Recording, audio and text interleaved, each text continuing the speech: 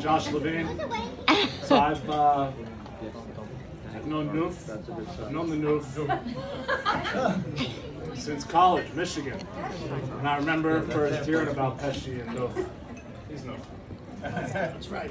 I remember senior year, I was friends with Derek and Craig, and they give me a call. Craig comes up to me. I have to write it's word for word. Look, we have this friend. His name is Flounder. You should definitely try to hang out with him. Great kid. Just one thing. He can be a little overbearing. But he's the best guy to have in your corner. And I quickly learned Craig was wrong about a couple of things. One, he's not Flounder. Spence and I renamed him right away. He's Noof. He's Noof. The other, I don't think it's fair to refer to you, Noof, as overbearing. I'm not talking about fair. It's not fair to me. I'm not calling him overbearing because Noof takes overbearing times it by 20. He's taking it to a different realm of overbearingness, right? Even Noof knows. He's like, I'm overbearing. A bunch of you have already asked me, what was Noof like in college? No words. There's no words. All I can do. Yeah, you're laughing now. All I can do. I can give you a visualization. Noof is the human embodiment of a horror. I didn't even explain. I wrote this out because it's good. A horror, just very loud. He's fast. Hard to keep up with him. He's Jewish. He's generally annoying. There's a lot of touching and then sweat and shimmying. Right? That move was shimmying, his hands flailing all over the fucking place. It's pretty much like this well-intent mess. But it's generally and always a really, really good time. I'm not done. Then there's the chair, right? You go right up in the middle. Center, looking around. That's Noof. Center of attention. Always was the center of attention. Keeping his eye on shit. He's just watching. He's like, I gotcha. He's always got his finger on the pulse. Me, Spence, Noof, we lived in a few houses together in Ann Arbor, right? Yeah. And Noof's room was always conveniently located right where you entered. Or I think senior year, his room was at the entrance. You have to walk through freaking Noof's apartment to get into the place. Junior year, I think you were in the stairwell, right? All the way up. You gotta walk by. You have to walk by Noof to get to your room. You can't hide. You can't tiptoe. You gotta see Noof on the way, and that's Noof on top. He's perched up on the freaking wall. He's got his eyes on things, and his room reflected that. I think it was junior year. Yeah, his door was always open. Junior year, he had no door. And he would walk by his room. I'll never forget this. And you guys will appreciate it. You walk by his room, and every time it's the same thing. T-shirt, boxers. He's lying on his back. His legs are up. He's got the one leg crossed, right? And he's got his little, like a 65-year-old doing a crossword puzzle. And he hears you. He hears, what are you doing? I'm trying to leave the place. What are you doing? I saw you last night with the brunette. Always follow him up. Is she Jewish? Is she Jewish? Those big on Jewish. We're all Jewish. You couldn't go anywhere without seeing the Noof. He was like this man of magic and mystery. I would come out of the shower. I remember locking the door every time. I come out of the shower, open the thing. Noof's there taking a crap, reading his newspaper every time, and you know that. All right, a little bit more about college. So, in typical Noof fashion, Noof was always building the Noof network. That's how we met most of you, right? Noof network was always filled with freshman girls. That was the goal. So every year, this is great. Every year, Noof would go and at the beginning of the year when the freshman girls are working in, they're moving in. Fathers are taking them. Noof puts on his Michigan River shirt, goes right into the hallways of the freshmen, the dorms. Waits. These dads are carrying the boxes, bringing their daughters up. He said, "No, let me help you. Help them." with one intent. One intent, to meet and hit on the girls. Like you had your eye on them. And it worked masterfully. Did it 3 years in a row. He mastered the art. Enough about college. So then came the big city, right? All of us. We grow up, we graduate, we move. Start getting jobs. I don't know, some of you might not know this, but Noof was really good at getting jobs.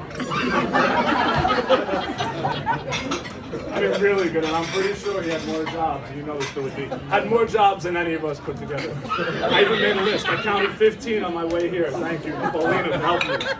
Raycom Sports, Hollywood Stock Exchange, Niche Media, Sirius Radio, Jackson Jokers, and my favorite, Corn and Company. Popcorn joint. I think we even had a bank.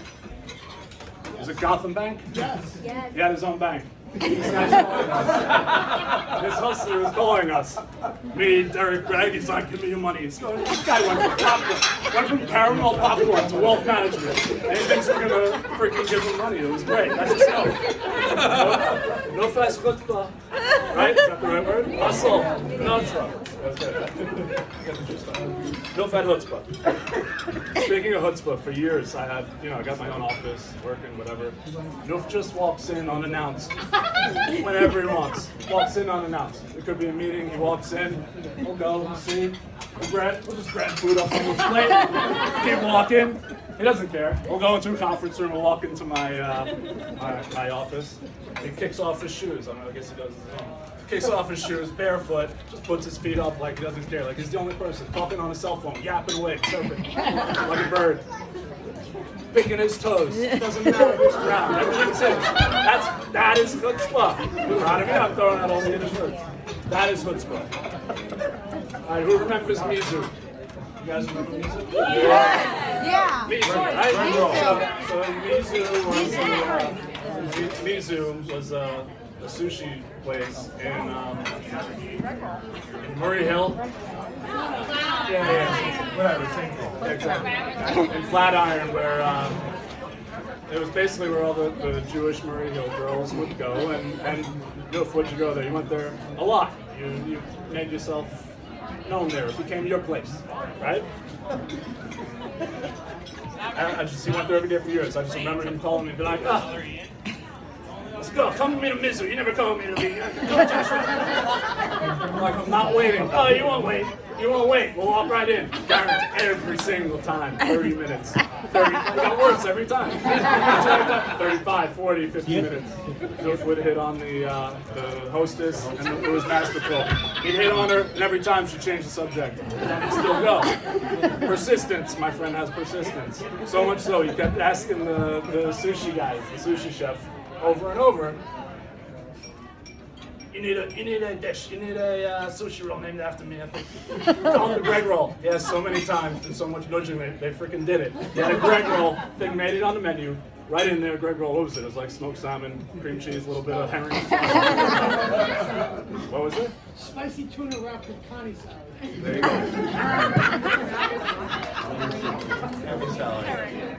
Yeah. So, everyone take a look at that face. And Pauline and I talk about this all the time, like still to this day. That's a baby face right there. Beautiful, perfect baby face. You do. You got a baby face. It's adorable, it's precious, then that mouth opens. The mouth opens and he speaks, Joshua, yelling, right? And like the sounds that come out of that mouth. It's like the volume, the intensity, like even the laugh. Come on. And it's not just the accent, it's what he says. I had to write this one down. Sei gesund. I don't know what it means, but he says it to me all the time. It better be a good thing. Sei gesund. And he's got these other sayings. You guys will appreciate this. If a queen had balls, he'd be the king. And he says this next one to me all the time still. I hear it. Josh here is useless as tits on a bull. So enough. I'll get nice. So now Noof's all grown up. Kids never look better. You've heard Adam and a few others use this word, transformation. And it really is incredible, my friend, what you've achieved physically, mentally, everything, and what you've done. The results obviously are amazing. You even got the cool tattoos. The guy's got his Haftorah all over his arm. Like the top. Yeah? Right? Did I get it right? But, Liza, the transformation just started about a year ago, right? That's the real transformation. Where you met this young lady. That's it. Life's different now, dude. You're all grown up. Our boy is all grown up, and I gotta tell you, you are punching well above your weight with this. Everyone laughs because they know it. And I'll tell you a story. What it was about, like when you first met Derek and Craig. I saw Derek. He's like, yo. Yeah. She's like normal. Really attractive. But it's true. I went out. I'm like, I gotta go out. I gotta see this. I'm kicking one of the. I'm like, no, fucking what? Dude? No, you did it. And he did. He did. You're beautiful. You're perfect. You're awesome. And you won, though. You won. We're all going to talk about him winning. You won also, because this guy's a special dude. You know, we all, every single one of us, you know well, we love Noof because of that larger-than-life personality, right? But the truth is, behind that larger-than-life personality is a larger-than-life heart. It really is. Unlike anyone I know. And Noofy, my baby Noof, and I'll never tell anyone where that name comes from. I'm going to the grave with that, and so are you. So you know, as you get older, we all have shit that happens. We go through our stuff. We're all grown up, right? And you know, you learn who your real friends are, right? You shed some, you gain a couple of new ones, right? And then there are a few that are always there. There are a few that when things happen, they show up and like really show up. Not give a phone call or shoot an email. Like really show up. And you know, that's Noof. That's Noof right there. He's the one. He's there. He'd always be the first one to call. First one to pick up the phone, call me or Paulina. He'd be the first one at any event. Could be a shitty event, could be a charity event, any walk. This kid's the first one there. Always. And the last one to leave. Now look, is this guy a ball buster and like a pain in the ass? Oh man. Absolutely. But I think above all, and this crew, this side over here will agree, and I know the family will agree too, that I don't think anyone embodies what it means to be a good friend.